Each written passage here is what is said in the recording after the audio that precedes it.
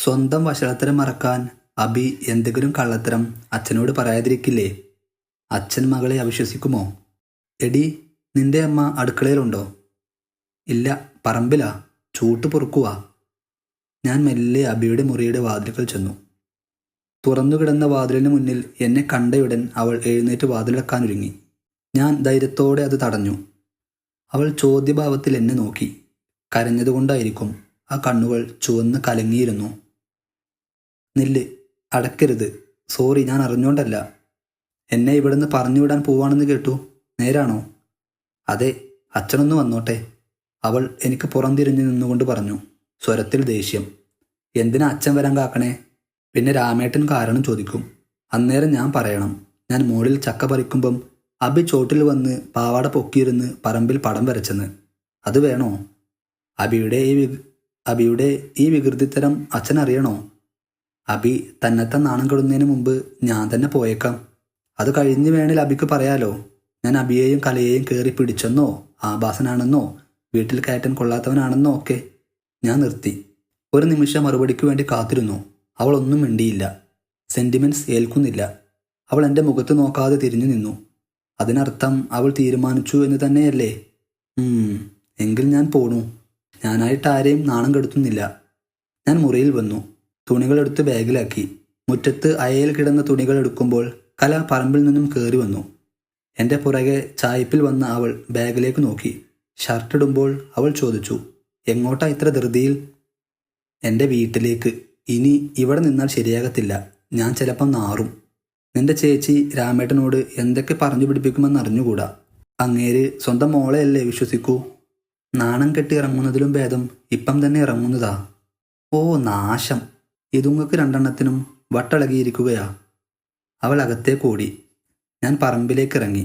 ഇളയമയെ തപ്പി ചൂട്ടുവെട്ടുന്നിടത്ത് ചെന്നു. എങ്ങോട്ടാ രാജു ഈ സന്ധ്യാനേരത്ത്? ചേച്ചി, ഞാൻ വീട്ടിലൊന്ന് പോയാലോ എന്ന് വിചാരിക്കുക. എന്തു പറ്റി? അമ്മയ്ക്ക് വല്ലതും? ഏയ് ഒന്നുമില്ല, പോകണമെന്ന് തോന്നി. അപ്പം നാളെ വരുവോ അതോ മറ്റന്നാളോ? അതിപ്പം നോക്കട്ടെ, വരാം. ഞാൻ തിരികെ ചായ്പിലെത്തുമ്പോൾ വാതിൽക്കൽ അബിയും കലയും. ആരെയും നോക്കാതെ ശ്രദ്ധിക്കാതെ ഞാൻ അകത്തേക്ക് കയറി. ബാഗെടുത്തു. മുറ്റത്തേക്ക് ഇറങ്ങുമ്പോൾ അബി എൻ്റെ നേരെ നോക്കാതെ പറഞ്ഞു, ഞാൻ ആരോടും പോകാൻ പറഞ്ഞിട്ടില്ല. അത് കേൾക്കുന്നതിന് മുമ്പ് പോയേക്കാമെന്ന് കരുതി. രാമേട്ടൻ്റെ മുമ്പിൽ വെച്ച് ഞാൻ ആറണ്ടല്ലോ. തിരിഞ്ഞു നോക്കാതെ തന്നെ ഞാൻ മറുപടി കൊടുത്തു. കല പറമ്പിലേക്ക് ഓടുന്നത് കണ്ടു. ഇളയമയോട് പറയാനായിരിക്കും. ഞാൻ താഴെ വന്നപ്പം മോളിൽ നിന്ന് ഒരൊച്ചയെങ്കിലും ഉണ്ടാക്കായിരുന്നു. അപ്പോൾ അത് തന്നെ കള്ളത്തരല്ലേ? ഒളിച്ചു നോക്കാൻ ശരിയല്ലേ ഞാൻ പറഞ്ഞത്? അബി ഭിത്തിയിലേക്ക് തിരിഞ്ഞ് വിരൽ കൊണ്ടെന്തോ വരച്ചുകൊണ്ട് ചോദിച്ചു. ആണെന്ന് തന്നെ വെച്ചോളൂ. എന്നാലും അബി പെട്ടെന്ന് കുത്തിരുന്നിട്ട് ഈ പണി ചെയ്യുമെന്ന് ഞാൻ ഓർത്തോ? അതും വീടിനുള്ളിൽ എല്ലാ സൗകര്യമുള്ളപ്പം? ഞാൻ തിരിച്ചു ചോദിച്ചു. അത് എനിക്ക് ചിലപ്പം ഒരു രസാ. പലപ്പോഴും വിചാരിക്കും വേണ്ടാന്ന്. എന്നാലും നിർത്താൻ പറ്റണില്ല. എന്തായാലും ഞാനായിട്ടൊന്നും പറയണില്ല അച്ഛനോട്. രാജാമണിയും ഒന്നും പറയാൻ നിൽക്കണ്ട. അവളൊരു സങ്കോചത്തോടെ വിക്കി വിക്കി പറഞ്ഞു. ഒപ്പം ധാവണയുടെ ഒരറ്റം കടിച്ചു വലിച്ചു. പുലി പൂച്ചയായോ? അബിയുടെ ഈ മാറ്റം ഞാൻ ഒട്ടും പ്രതീക്ഷിച്ചതല്ല. എങ്കിൽ പിന്നെ എന്തിന് ആവശ്യമില്ലാത്ത പൊല്ലാപ്പുണ്ടാക്കണം? ഞാനും അതേ രീതിയിൽ പ്രതികരിച്ചു. ഞാൻ പറഞ്ഞു, അതിന് ഞാനൊന്നും കണ്ടിട്ടില്ലല്ലോ. അബി ഒന്നും ചെയ്തിട്ടുമില്ല.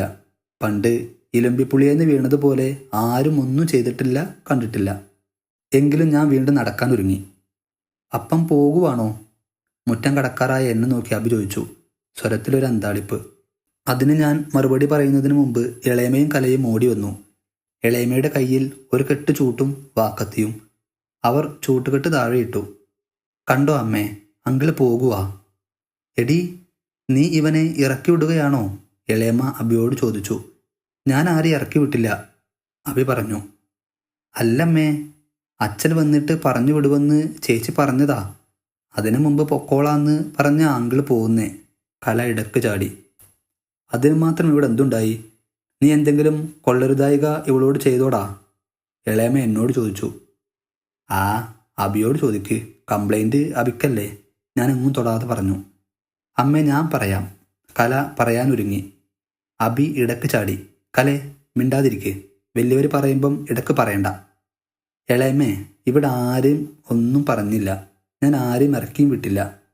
എൻ്റെ ഈശ്വരാ, ഈ ചേച്ചി നുണ പറയുന്നത് കേട്ടില്ലേ? കല മൂക്കത്ത് വിരൽ വെച്ചു. നീ പോടി. അബി അവളെ ശാസിച്ചു. ആ മതി മതി, നിങ്ങളുടെ പണികൾ നോക്ക്. എടാ ചെക്ക, നിന്നെ ഇവിടെ ആക്കിയത് അതിയാനാ. അതിയാനോട് പറഞ്ഞിട്ട് നീ പോയാൽ മതി. ഇല്ലേൽ വരുമ്പം വഴക്ക് എനിക്കായിരിക്കും. എളയമ്മ ചൂട്ടുമെടുത്ത് അപ്പുറത്തേക്ക് നടന്നു. ചേച്ചി ഏതായാലും ഇറങ്ങി. അമ്മയെ ഒന്ന് കണ്ടേച്ചും വരാം. ഇപ്പം പോയാൽ പാതിരാവോട് കൂടി വീട്ടിലെത്താം. എന്നാ വേഗം പോ. അമ്മയെ ഞാൻ ചോദിച്ചു എന്ന് പറയണേ. എളയമ്മ വിളിച്ചു പറഞ്ഞു. ആ പറയാം. ഞാൻ പടിക്കലെത്തി. അങ്കിളെ ഒന്ന് നിന്നേ, കല വിളിച്ചു പറഞ്ഞു. ഞാൻ നിന്നു. പാവം, കഷ്ടപ്പെട്ട് കയറി പറിച്ചതാ. ഒരു ചൊള പോലും കൊടുക്കാതെ ഓടിച്ചു വിട്ടല്ലോ. പരിതപിച്ചുകൊണ്ട് കല ഓടി എൻ്റെ അരികിലെത്തി. ഞാൻ നോക്കുമ്പോൾ അബിയുടെ മുഖത്ത് ഒരു വിഷാദഭാവം. കുനിഞ്ഞു നിന്നവൾ നഖം കടിക്കുന്നു. ഞാൻ കലയോട് ചോദിച്ചു, എന്താ മോളെ? പ്ലാവെ കയറിയിട്ട് അങ്കിളെ കുളിക്കാതെയാ പോകുന്നേ. ബസ്സിലിരിക്കുമ്പം മരത്തിൻ്റെ മുഷുക്ക് മണക്കും. എൻ്റെ മോളെ, നമ്മൾ പാവപ്പെട്ടവർക്ക് മുഷുക്കും മീനുണുമ്പും ഒരു പ്രശ്നമല്ലടി. അതൊക്കെ നിങ്ങളെപ്പോലുള്ളവർക്കേ ഉള്ളൂ. ഞാൻ തിരിഞ്ഞു നോക്കാതെ നടന്നു. പടിയിറങ്ങിക്കഴിഞ്ഞ് ഇടവഴിയിൽ നിന്ന് ഞാനൊന്ന് തിരിഞ്ഞു നോക്കി. നഖം കടിച്ചുകൊണ്ട് അബി വരാന്തയിലും എളിക്ക് കൈകുത്തിക്കൊണ്ട് മുറ്റത്ത് കലയും എൻ്റെ പോക്ക് നോക്കി നിൽക്കുന്നു. ബുധനാഴ്ച പിള്ളേർക്ക് കണക്കിന് വീണ്ടും ടെസ്റ്റ്. കല എന്നെ പിടികൂടി. സാവിത്രിയും ഉണ്ടത്രേ. എനിക്കാണെങ്കിൽ കണക്ക് ഒരു ബാലികേറാമലയും. പറഞ്ഞു വെച്ച കണക്ക് ടീച്ചർക്ക് നിന്ന് തിരിയാൻ നേരമില്ലത്രേ. അവസാനം നിവൃത്തിയില്ലാതെ കലയുടെ ഗൈഡുകൾ തപ്പി പോർഷൻ ഒന്ന് മനസ്സിലാക്കി. എന്നിട്ടും എനിക്കൊരു തൊപ്പിയും കിട്ടിയില്ല. പക്ഷേ ഈ അവസരത്തിൽ ഒരു പരീക്ഷണം നടത്താൻ ഞാൻ തീരുമാനിച്ചു. എന്തുകൊണ്ട് ഇവരുടെ മേൽ ക്യാമറ കണ്ണായിക്കൂടാ? ഇവർ രണ്ടുപേരും കൂടി ഒത്തുകിട്ടിയാൽ എന്തെങ്കിലും കുസൃതികൾ ഒപ്പിക്കുമോ എന്നറിയാമല്ലോ. കോളേജിൽ നിന്ന് വന്നാലുടൻ ട്യൂഷൻ. സന്ധ്യയ്ക്ക് മുമ്പ് സാവിത്രിക്ക് വീട്ടിൽ ചെല്ലുകയും ചെയ്യാം. ഇതായിരുന്നു പദ്ധതി. അന്ന് ഞാൻ 2 ക്ലാസ് കട്ട് ചെയ്തു. അബി വീട്ടിലുണ്ടായിരുന്നു. എന്നെ കണ്ടപ്പോൾ അവൾക്ക് അത്ഭുതം. ഇന്നെന്താ നേരത്തെ? കാപ്പി മേശപ്പുറത്ത് വെച്ചിട്ട് അവൾ ചോദിച്ചു. രാവിലെ മുതൽ വയറിൽ ഒരു വയ്യായിക. ക്ലാസ്സിലിരിക്കാൻ ഒട്ടും ഒരു മൂഡില്ലായിരുന്നു. അതെങ്ങനാ? ഒരു ചക്ക മുഴുവൻ തിന്നില്ലേ? തിന്നുമ്പം ഓർമ്മ വേണം വയറ് സ്വന്തമാണെന്ന്. അത് അറിയാതെ തിന്നു പോയതാ.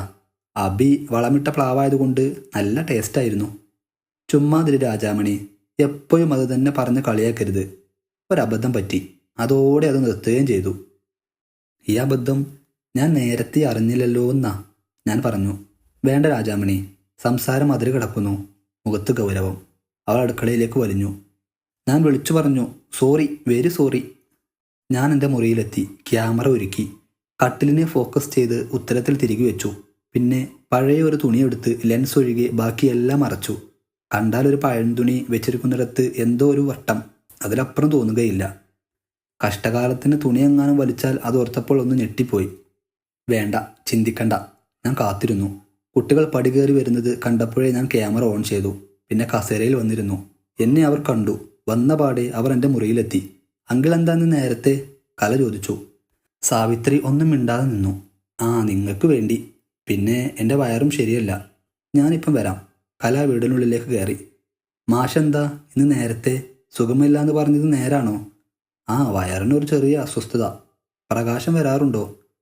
കഴിഞ്ഞ ഞായറാഴ്ച വന്നിരുന്നു. അപ്പോഴേക്കും കല കയറി വന്നു. ഒരാൾ കസേരയിലും ഒരാൾ നിന്നുമായി അവർ പുസ്തകം തുറന്നു. അറിയാവുന്ന രീതിയിൽ ഞാൻ പറഞ്ഞു കൊടുക്കാൻ തുടങ്ങി. ഗൈഡിൽ വായിച്ചത് പോലും ഇപ്പോൾ ഓർമ്മയില്ല. 5 മിനിറ്റ് കഴിഞ്ഞപ്പോൾ ഞാൻ വയറ് പൊത്തിപ്പിടിച്ചു. എന്താ അങ്കിളെ? ഒരു ചെറിയ പ്രശ്നം. നിങ്ങൾ കണക്ക് ചെയ്തോ? ഞാൻ തോട്ടുകടവിലൊന്ന് പോയേച്ചും വരാം. സന്ധ്യക്ക് മുന്നേ തിരികെ വരണേ. കല എന്നെ കളിയാക്കി. ആ, ഞാൻ താമസിച്ചാൽ നിങ്ങൾ രണ്ടും കൂടി ആലോചിച്ച് ചെയ്തു നോക്ക്.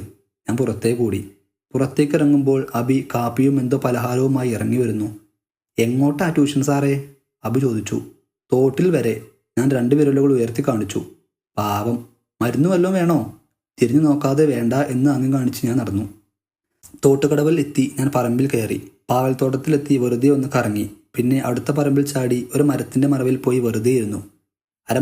അരമണിക്കൂറിൽ കൂടുതലായി കാണും. എനിക്ക് ചൂടെടുക്കാൻ തുടങ്ങി. പിന്നെ അവിടെ എന്ത് നടന്നു എന്നും അറിയണമല്ലോ. വേടൻ വല വിരിച്ചിട്ട് പോന്നിരിക്കുമല്ലേ. ഞാൻ മെല്ലെ എഴുന്നേറ്റ് വീട്ടിലേക്ക് നടന്നു. വീട്ടിൽ ചെന്നപ്പോൾ അവിടെ ആട് കിടന്നിടത്ത് പൂട പോലുമില്ല. കുട്ടികൾ ആരുമില്ല. കലയുടെ ബാഗ് മേശയുടെ അരികിലും കണക്ക് ബുക്ക് മേശപ്പുറത്ത് അതേപടി കിടപ്പുണ്ട്. അലങ്കോലമായി കിടന്നിരുന്ന ബെഡ്ഷീറ്റും തലയുടെയും ഒക്കെ അടുക്കി മടക്കി വെച്ചിരിക്കുന്നു. ആരായിരിക്കും? ഓ, പോകാൻ നേരം കുട്ടികൾ ചെയ്തതായിരിക്കും.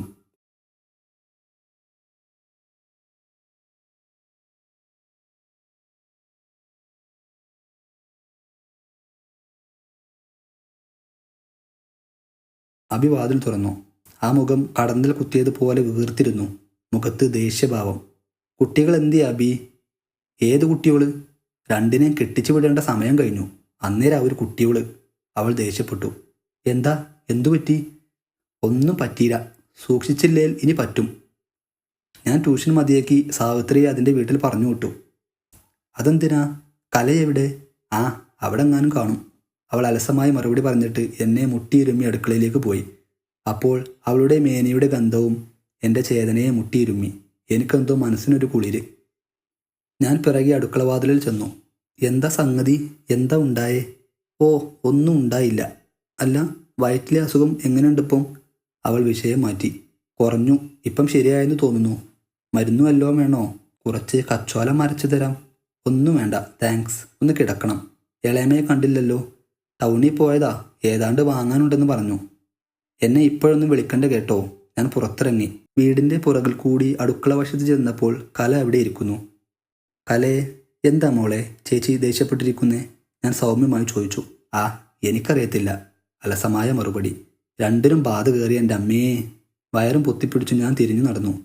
അവൾ പുറകെ വന്നു. അല്ല, അങ്കിള് തന്നെ പറ. ഒരാൾക്ക് മാത്രം തോന്നിയാസം കാണിക്കാൻ പറ്റത്തുള്ളൂ. അതെന്താ മോളെ അങ്ങനെ ചോദിച്ചേ? തോന്നിയാസം ആരും കാണിക്കരുതെന്നാ എൻ്റെ അഭിപ്രായം. എന്നാൽ ഞങ്ങൾ ഇത്തിരി തോന്നിയാസം കാണിച്ചു. ആ വെളിച്ചപ്പാടത് കണ്ടു. അതിന് അമ്മോന്തയും വീർപ്പിച്ചിരിക്കുന്നേ. സാവിത്രിയെയും വഴക്കു പറഞ്ഞു. ഓടിച്ചു വിട്ടു. എന്ത് തോന്നിയാസമാ നിങ്ങൾ കാണിച്ചേ?